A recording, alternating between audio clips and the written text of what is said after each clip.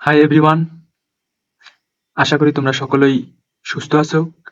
এই মুহূর্তে তোমাদের সকলেরই একটা চিন্তার বিষয় হচ্ছে হায়ার ম্যাথ। তো হায়ার ম্যাথে তোমরা কিভাবে পাস করবা অথবা কিভাবে এ প্লাস পাবা, এটা নিয়ে অনেক টেনশনে আছো। বর্তমান টেন্ডেন্সি হবে হায়ার ম্যাথে তোমাকে মাস্ট পাস করতেই হবে। তো পাস করার জন্য তোমাকে অনলাইনে থাকা যাবে না, তোমাকে নিশ্চয়ই বইয়ের মধ্যে, অঙ্কের মধ্যে, সৃজনশীল এমসিকিউ প্র্যাকটিসের মধ্যে সময় দিতে হবে। কিন্তু তুমি বোকার মতো সব অধ্যায় পড়লে অথবা যে অধ্যায়গুলো পড়বা সে অধ্যায়গুলো থেকে যদি সৃজনশীল না আসে, সেক্ষেত্রে তুমি বিপদে পড়বা। তাই তুমি দ্রুত একটু ভিডিওটা দেখে নিয়ে পড়তে বসতে পারো। উচ্চতর গণিতের মধ্যে তোমাদের 14টা অধ্যায় আছে। দেখো, প্রথম অধ্যায় সেট ফাংশন, দ্বিতীয় অধ্যায় বীজগাণিতিক রাশি, তৃতীয় অধ্যায় জ্যামিতি, চতুর্থ অধ্যায় জ্যামিতিক অঙ্কন, পঞ্চম অধ্যায় সমীকরণ, ষষ্ঠ অধ্যায় অসমতা, সপ্তম অধ্যায় অসীম ধারা, অষ্টম অধ্যায় ত্রিকোণমিতি, নবম অধ্যায় সূচকীয় ও লগারিদমিক ফাংশন, দশম অধ্যায় দ্বিপদী বিস্তৃতি, 11 অধ্যায় স্থানাঙ্ক জ্যামিতি, 12 অধ্যায় সমতলীয় ভেক্টর, 13 অধ্যায় ঘন জ্যামিতি এবং 14 অধ্যায় সম্ভাবনা। তোমরা উচ্চতর গণিত পরীক্ষার জন্য যদি এই 14টা অধ্যায় থেকে প্রিপারেশন নাও, সেক্ষেত্রে তোমাদের প্রিপারেশনটা অনেক কঠিন হয়ে যায়। অথবা অনেকেরই অনেক অধ্যায় পড়া নাই, কেননা সব অধ্যায় উচ্চতর গণিতের ক্ষেত্রে পড়া লাগে না। অনেক অধ্যায় আছে উচ্চতর গণিতে যেগুলো থেকে কখনো সৃজনশীল আসে না। এই চার্টের মাধ্যমে দেখতে পাচ্ছি যে আমাদের উচ্চতর গণিতে যে 8টা সৃজনশীল আসবে, সেটা 3টা গ্রুপে বিভক্ত থাকবে, গ্রুপ ক, গ্রুপ খ আর হচ্ছে গ্রুপ গ। গ্রুপ ক এর মধ্যে যে অধ্যায়গুলো রয়েছে 1, 2, 5, 7, 6, 9, 10। গ্রুপ খ এর মধ্যে যে অধ্যায়গুলো আছে 3, 4, 11, 12, 13 এবং গ্রুপ গ এর মধ্যে যে অধ্যায়গুলো আছে সেগুলো হচ্ছে 8 এবং 14। তো গ্রুপ ক থেকে তোমাদের যে অধ্যায়গুলো আছে তার মধ্য থেকে দেখো 5 এবং 6 যে চ্যাপ্টারটা আছে সেটা তোমাকে বাদ দিয়ে প্রিপারেশন নিতে হবে। যদি তুমি এই মুহূর্তে চেষ্টা করে একটু পাস করার ট্রাই করো অথবা ভালো রেজাল্ট করার ট্রাই করো, সেক্ষেত্রে 5 এবং 6 অধ্যায় তোমার না পড়লেও হচ্ছে, কারণ এখান থেকে সৃজনশীল আসে না।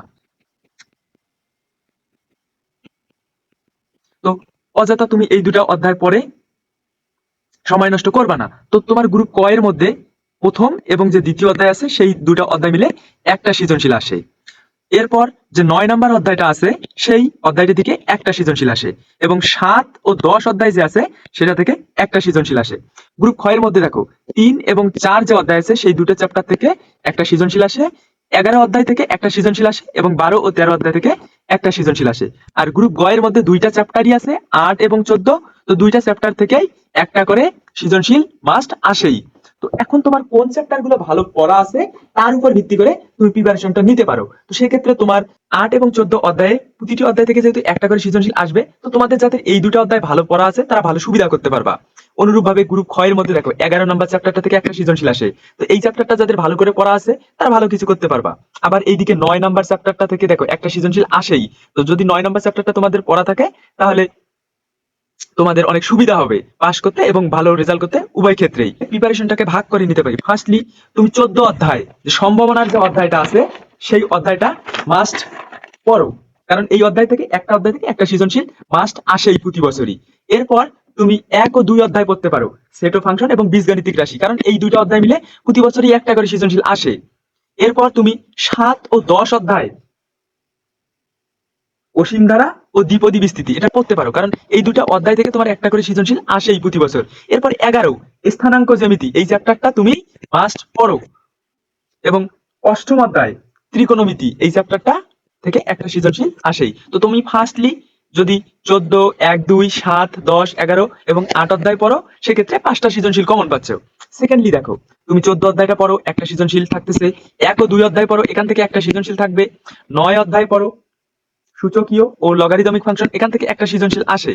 11 অধ্যায় একটা সৃজনশীল আসে, 8 অধ্যায় থেকে একটা সৃজনশীল আসে। তো সেক্ষেত্রে তুমি 5টা সৃজনশীল লিখতে পারবা 3 গ্রুপ মিলে। এখন থার্ডলি যদি তুমি চিন্তা করো, 1 ও 2 অধ্যায় পড়ো, সেখান থেকে একটা সৃজনশীল আসে।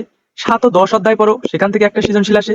3 ও 4 অধ্যায় পড়ো, এই দুটো মিলে একটা সৃজনশীল আসে। 11 এবং 8, এই চ্যাপ্টার দুটো পড়ো, কারণ কি এই দুটো চ্যাপ্টার থেকে একটা করে সৃজনশীল আসে। তো তোমার 1, 2, 7, 10, 3, 4, 11 এবং 8 অধ্যায় পড়লেই 5টা সৃজনশীল তুমি লিখতে পারতেছো। সেক্ষেত্রে তুমি পাস কেন, জিপিএ 5 পাওয়ারও যোগ্যতা রাখতে পারবা যদি এই প্রসেস অনুযায়ী আগাও। অথবা তোমার যদি এই চ্যাপ্টার গুলো সবগুলো করা না থাকে, সেক্ষেত্রে তুমি যদি কেবল পাস করতে চাও, সেক্ষেত্রে দেখো তোমার 14 অধ্যায়, একটা অধ্যায় থেকে প্রতি বছর সব জায়গাতেই সৃজনশীল আসে। এরপর 11 নম্বর অধ্যায়টা থেকে প্রতি বছরই সৃজনশীল আসে। 8 নম্বর অধ্যায়টা থেকে প্রতি বছরই সৃজনশীল আসে। তো সেক্ষেত্রে তুমি কমন একটা দেখো, 8 নাম্বার অধ্যায়টা নিতে পারো যদি তোমার পড়া থাকে ভালো। এরপর 11 নাম্বার চ্যাপ্টারটা তুমি কমপ্লিট করতে পারো বা 11 নাম্বার চ্যাপ্টার থেকে প্রিপারেশন নিতে পারো। এরপর দেখো 14 নাম্বার অধ্যায়, 14 নাম্বার অধ্যায় থেকে তুমি প্রিপারেশন নিতে পারো। এরপর তোমার যদি ভালো পড়া থাকে সেক্ষেত্রে তুমি 9 নাম্বার অধ্যায়টা, সূচকীয় ও লগারিদমিক ফাংশন, এই অধ্যায়টা পড়তে পারো। তো তুমি যদি এই 4টা অধ্যায় পড়ো সেক্ষেত্রে তুমি 4টা অধ্যায় পড়লেই কিন্তু 4টা সৃজনশীল কমন পাবা। দেখো 8 নাম্বার অধ্যায় ত্রিকোণমিতি, 11 নাম্বার অধ্যায় স্থানাঙ্ক জ্যামিতি, 14 নাম্বার অধ্যায় সম্ভাবনা এবং 9 নাম্বার অধ্যায় সূচকীয় ও লগারিদমিক ফাংশন। এই 4টা অধ্যায় যদি তুমি পড়ো তাহলে সেক্ষেত্রে 4টা সৃজনশীল তুমি কমন পাবা। সেখান থেকে যদি তুমি 3টাও লেখো এবং সঠিক হয় সেক্ষেত্রেও তুমি কিন্তু সিকিউতে পাস করতে পারবা। অর্থাৎ সিকিউতে যেহেতু 16 মার্কই পাস, সেক্ষেত্রে তুমি পাস করার একটা পসিবিলিটি অর্জন করতে পারবা। তোমাদের এমসিকিউ এর ক্ষেত্রে কিন্তু পাস করাটা কঠিন হয়ে যায় অনেক সময়, বিশেষ করে উচ্চতর গণিতে। কেননা তোমরা সব অধ্যায় পড়ো না। আর এমসিকিউ গুলো কি করে, তোমার সব অধ্যায় থেকেই এমসিকিউ গুলো আসে। কিন্তু তোমার এমসিকিউ এ পাস মার্ক হচ্ছে 8 বা 9, তোমাকে 8 বা 9 পেতে হবে এমসিকিউ পাস করার জন্য। তাই তোমাকে এমসিকিউ এর জন্য মোটামুটি বেশ কয়েকটা অধ্যায়ের প্রিপারেশন নিতে হবে। তো তুমি এমসিকিউ লাস্ট মুহূর্তে প্রিপারেশনের জন্য, লাস্ট টাইমের প্রিপারেশনের জন্য বোর্ড কোশ্চিন গুলো সলভ করতে পারো। বোর্ড কোশ্চিন গুলো সলভ করতে পারো। আর তোমার যে অধ্যায়গুলো পড়া আছে ওই অধ্যায়গুলো লিখতে পারো। অথবা কমন টাইপ এমসিকিউ কিছু থাকে, যেগুলো টাইপের এমসিকিউ বারবার আসে, ওই টাইপগুলো একটু দেখতে পারো। তো সকলের জন্য শুভকামনা রইলো, সকলে ভালোভাবে প্রিপারেশন নাও। পাস করার জন্য তোমাকে কিন্তু অনলাইনে বেশি সময় দেওয়া যাবে না, তুমি ভালো করে পড়াশোনা করো।